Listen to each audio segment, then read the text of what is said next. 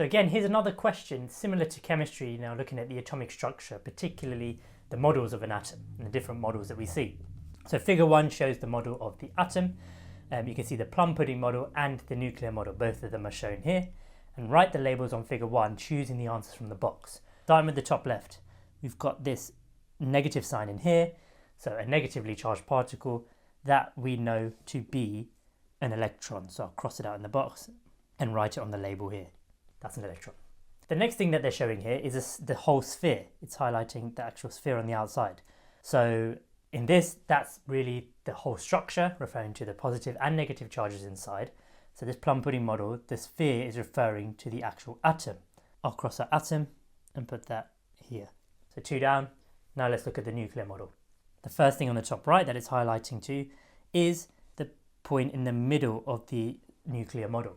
This, we know in modern day atomic structure, refers to the center of an atom, which is its nucleus. So I'll go ahead and cross that out, write nucleus here. The last point that it's referring to is looking at the shell that the electron is in. So we usually refer to this as our electron shell. Let's look at the words here. The electron shell isn't in the list, but we have neutron, proton, and orbit. Now we know it's not neutron and proton, so by process of elimination, we end up at orbit. But we know an orbit is when an electron moves around in its electron shell, it's orbiting the nucleus. So we can say cross out orbit, and the word here for that part of the atom is an orbit. So the second part of the question says explain why the total positive charge in every atom of an element is always the same. So we know, again from chemistry, for an atom to be the same element as another, it needs to have the same amount of positive charge. Where does the positive charge come from? The atomic number, which is the amount of protons in the nucleus. If you had a different atomic number, it then becomes a different element altogether. So it's important we state that the atomic number has to remain the same.